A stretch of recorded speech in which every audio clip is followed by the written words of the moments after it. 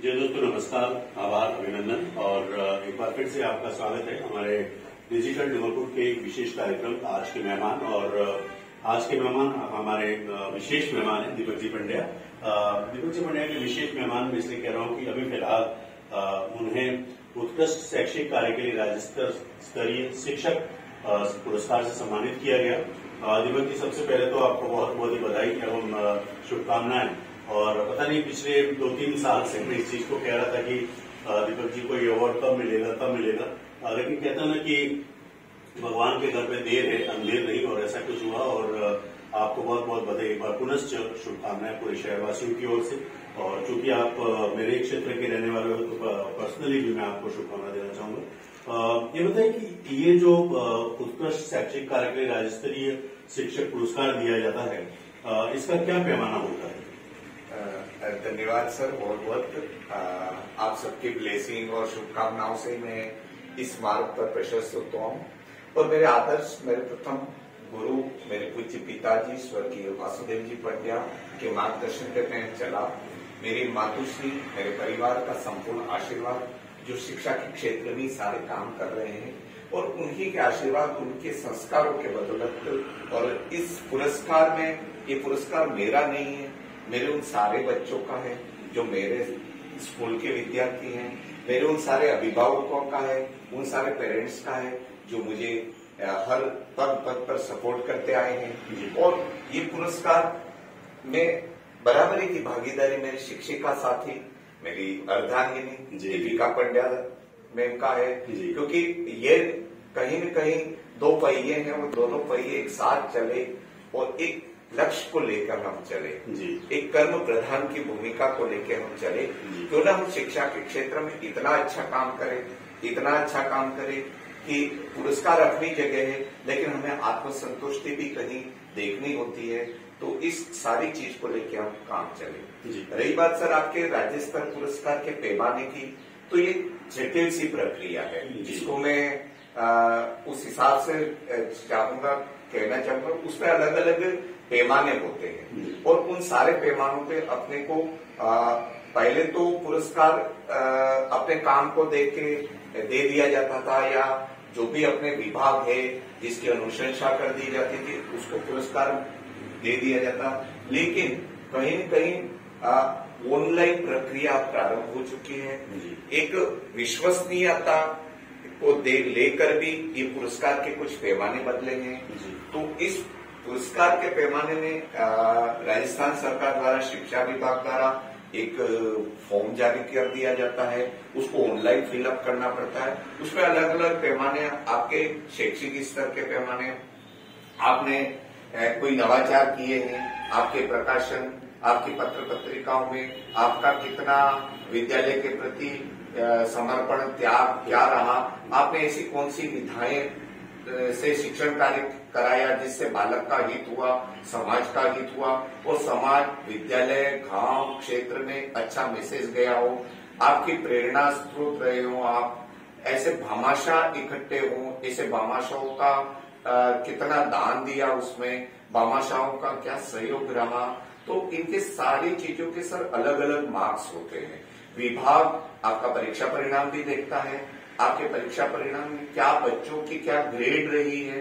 1 से 5 कक्षा में मुझे मिला है, तो 1 से 5 में फर्स्ट क्लास 80% ऊपर ए ग्रेड के कितने स्टूडेंट हैं, वो भी कहीं न कहीं उनमें अंक भार होता है, और सारी चीजों का अंक भार बांटा हुआ होता है। और जितना भी आप जहां होते हैं ऑनलाइन प्रोसेस होता है सर, इसमें कोई किसी प्रकार का फ्रॉड नहीं होता है, या कोई अपन इस पे क्वेश्चन मार्क नहीं कर सकते। आपका ऑनलाइन, आपने अगर आपका परसेंटेज है, आपकी शैक्षणिक योग्यता का परसेंटेज है 60 है, वो तो अपने आप ऑनलाइन पोर्टल अपने आप आपका अंक निर्धारण कर देता है। भामाशाह का आप जब फिलअप करते हैं तो अपने आप अंक निर्धारित हो जाते हैं। तो प्राइमरी स्कूल में, प्राथमिक विद्यालय में भामाशाह का थोड़ा दिक्कत रहता है, क्योंकि 1 से 5 स्कूल होता है, और ऐसे क्षेत्रों में विद्यालय होता है कि जहाँ ग्रामीण क्षेत्र होते हैं, जहाँ इतने आर्थिक संपन्न लोग नहीं होते हैं।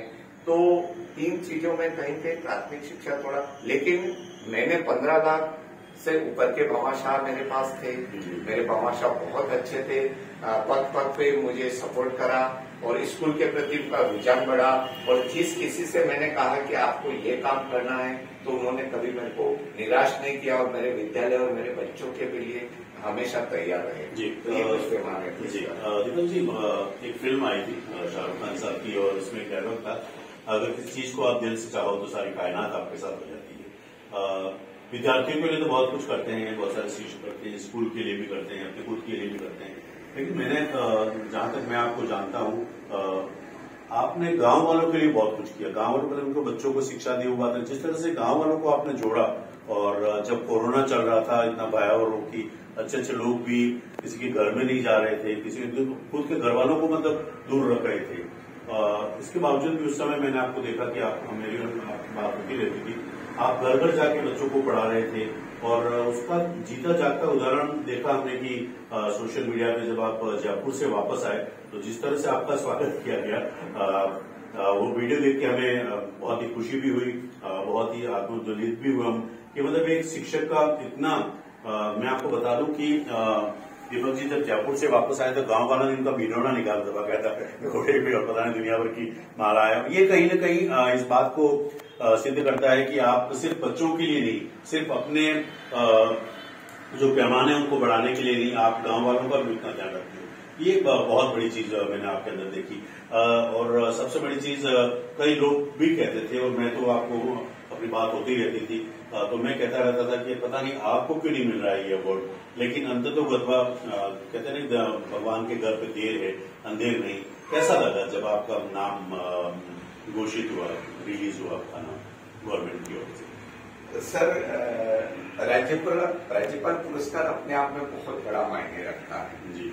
और मुझे बार बार मेरे शिक्षक साथी जैसे आप जैसे लोग जिन्होंने मेरे काम को देखा है, लाइव देखा है, हम और दीपिका मैम दोनों का काम प्रत्यक्ष रूप से जब लोगों ने देखा है, स्कूल का प्रचार और प्रसार जिला नहीं, राज्य नहीं, अभी तो मैं कहूंगा पूरे देश में है और दूसरे राज्यों के टीचर्स भी हमसे जुड़े हुए हैं। और हमारे जितने भी इनोवेशंस होते हैं, जितने भी हम नवाचार करते हैं, और हमारे नवाचार कोई इतने कॉस्टली नहीं होते सर, हम देख लेते हैं कहाँ से नवाचार पैदा किया जाता है तो वो दिमाग में हमारे में थीम आ जाती है। हम ऐसे शून्य लागत के नवाचार या TLM या शिक्षण पद्धतियां बना देते हैं और जिससे पूरे शिक्षक जगत को फायदा होता है। कहते हैं कि पैसों की कमी होती है, ये होता है, वो होता है, ये सारी चुनौतियां हैं। पर मेरा मानना ये है सर, जहाँ चुनौतियां वहीं एक शिक्षक का कार्य प्रारंभ हो जाता है। कहते हैं कि दुनिया का उत्थान और प्रलय शिक्षक की गोद में पलता है, तो हमने सोचा कि प्रलय पे क्यों जाए, क्यों ना हम उत्थान का सोचे। तो वो एक उत्थान को हमने टारगेट किया और उस उत्थान को टारगेट करते हुए हमने इस टाइप का काम किया जो हमें बहुत खुशियां दी। हम एक रोल मॉडल के रूप में हमें देखा गया, राज्य में भी, दूसरे राज्यों में भी, जिले में भी काफी शिक्षक इस चीज को देख रहे हैं। तो जब राज्यपाल पुरस्कार में मेरा नाम नामित हुआ, एक्चुअली मुझे प्रेरणा शिक्षकों ने दी कि दीपक जी आप भरो, दीपक जी आप भरो। मुझे काफी लोगों ने, काफी शिक्षक साथियों ने, आपने भी कई बार मेरे को कहा कि क्यों ना आपको राज्यपाल पुरस्कार मिला। मैं कहा मैं कभी अप्लाई नहीं करता इन चीजों के लिए, क्योंकि मेरा असली पुरस्कार बच्चे हैं, बच्चों के दिल हैं, बच्चों के माता पिता में हैं, तो वो भगवान से मेरे लिए बड़े हैं। तो वो बच्चा मेरे लिए भगवान है। और जैसा आपने देखा कि मैं जब राज्यपाल पुरस्कार लेने गए, मैं साथ में मेरी सहभागी साथी दीपिका मैम, मेरा बालक, लौट के हम वहां से, हमारा प्रोग्राम था कि क्यों ना हम यहाँ तक आए तो खाटू श्याम जी के दरबार में जाए, लेकिन गांव वालों ने हमें सीधा यही बुलाया कि नहीं सर, हम बासी चीज नहीं रखना चाहते हैं, हम उसी समय आपका, जैसे आप बस से उतरेंगे तो हम आपका वेलकम करना चाहेंगे। तो मेरे जो आगे के प्रोग्राम थे सर, मैंने इनकी भावना को देख के मैंने कैंसिल किए और तत्काल में मैंने रिजर्वेशन किया और मेरा ट्रेन 10 बजे का था, लेकिन दुर्भाग्य से वो 2 घंटा लेट चल रहा था और मुझे 12 बजे से जयपुर यहाँ आना पड़ा और इन लोगों को थोड़ा इंतजार करना पड़ा। उसके लिए मुझे थोड़ा खेद रहा। मेरे को कहीं कहीं ये वेदना रही कि इस धूप में, इस चीज में उन लोगों को इतनी इंतजार करना पड़ा। पर जैसे ही मैं आया तो मुझे लगा कि मतलब सही मायने में पुरस्कार मेरा यही था कि सारा गांव इकट्ठा था, सारे लोग इकट्ठे थे, सबके हाथों में मालाएं थी, अबीर थे, गुलाल थे और घोड़ी भी तैयार थी। मैंने जब घोड़े पे बैठने के लिए मना कर दिया कि नहीं मैं आपके साथ पैदल चलूंगा, स्कूल तक, विद्यालय तक मैं आपके साथ चलूंगा, अभी तक मैं आपके साथ चला हूं, आप मेरे साथ चले हो, तो मैं घोड़े पे बैठू और आप पैदल चलोगे तो मुझे कहीं न कहीं दुखता है।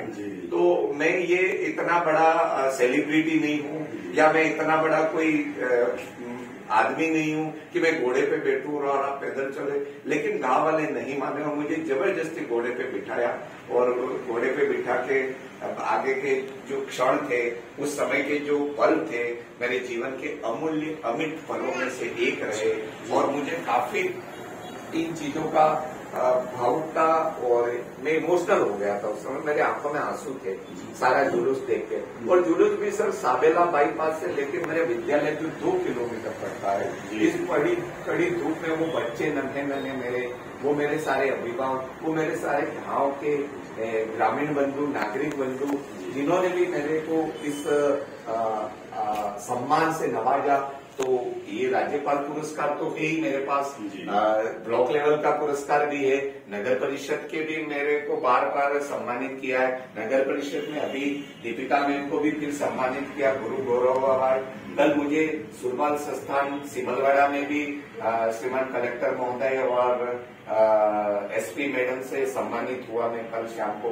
तो पुरस्कार अपनी जगह है, लेकिन वो लोगों के दिलों का मेरे को जो पुरस्कार मिला वो मेरे लिए अमिट है सर। इन क्षणों को और इन पलों को मैं भूल नहीं पाऊंगा और ये क्षण और यही पल है जो मुझे आगे और अच्छा करने के लिए प्रेरणा दे गए और हमारे दिमाग में अभी बहुत कुछ करने का है। दीपिका मैम और कल हम यही बात कर रहे थे कि ये जीवन बार बार नहीं मिलता है और ये जीवन तो ठीक है, लेकिन ये सेवा का मौका जो शिक्षा रूपी पुनीत कार्य है ये बार बार नहीं मिलता है। क्यों नहीं हम इसको और बेहतर ढंग से और ऐसे काम करें जिससे बच्चों का भी भला हो, बच्चों के माता पिता के भी भला हो और आम जो लोग जुड़े हुए हैं, जो मेरे विद्यालय में बच्चे नहीं है, तो क्यों ना उनको भी इस टाइप का शिक्षण मिले और ऐसी विधाएं हम बनाए।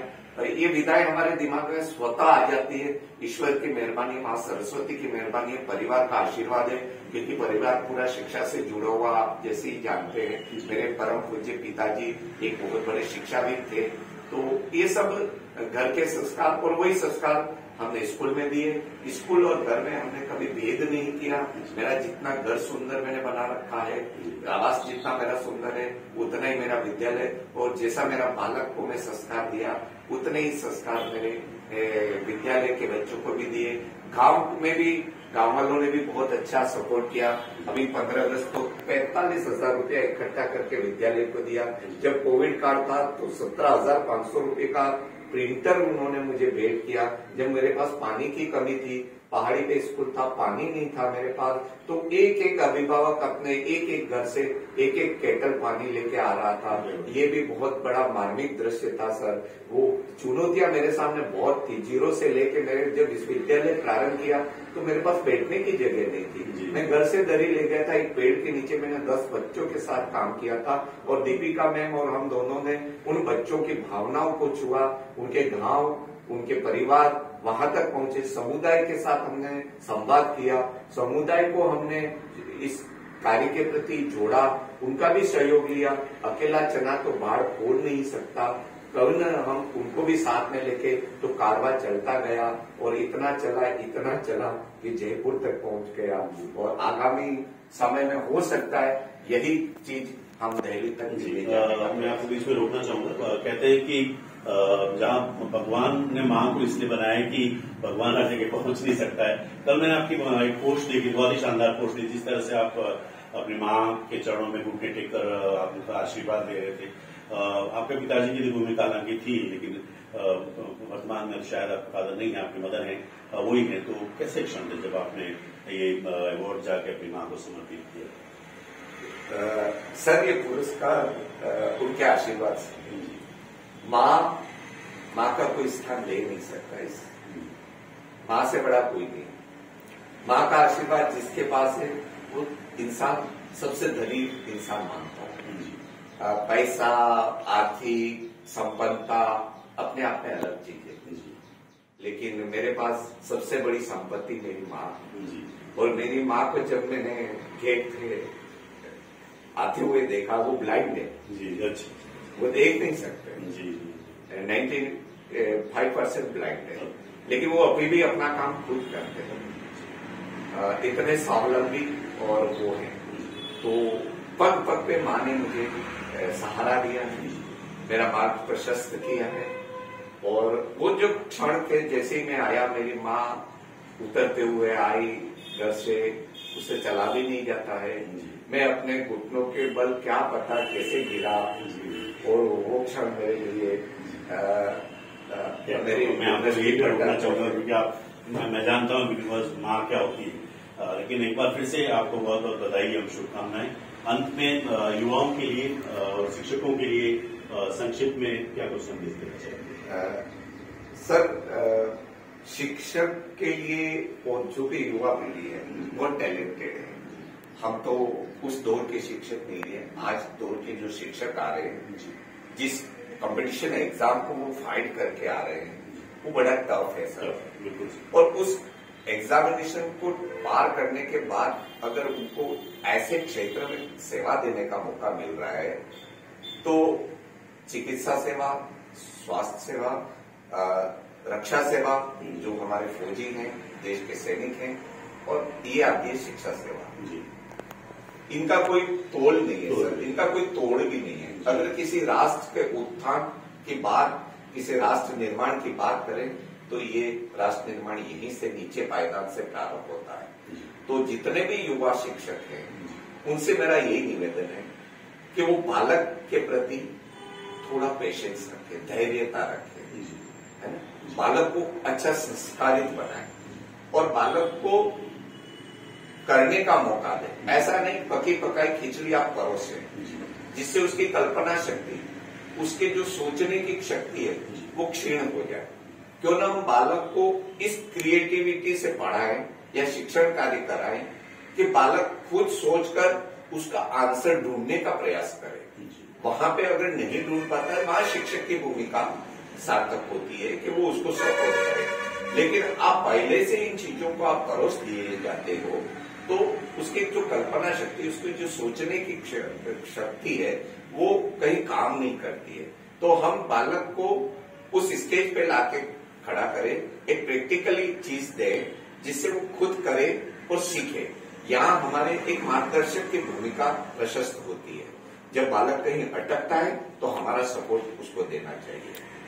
ऐसा नहीं बालक को झिझक दे, बालक को झाड़ दे, बालक को डांट दे। मित्रवत व्यवहार, फ्रेंडली एनवायरमेंट में जो एजुकेशन होता है, उसका परिणाम कितना सकारात्मक होता है वो मैंने देखा।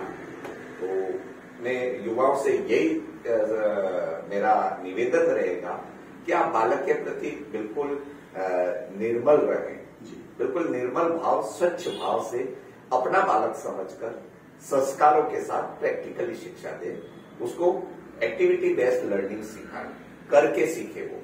वो ज्यादा ठोस और ज्यादा ज्ञान अर्जित कर सकता है, ऐसा मेरा मानना है सर। जी, तो दोस्तों ये दीपक पंड्या जी, तो दीपक जी बहुत बहुत धन्यवाद, और पुनश्च एक बार फिर से आपको ये राज्य स्तरीय पुरस्कार प्राप्त करने के लिए, और हम आशा ही नहीं, मुझे पूर्ण विश्वास है कि आने वाले समय में आपको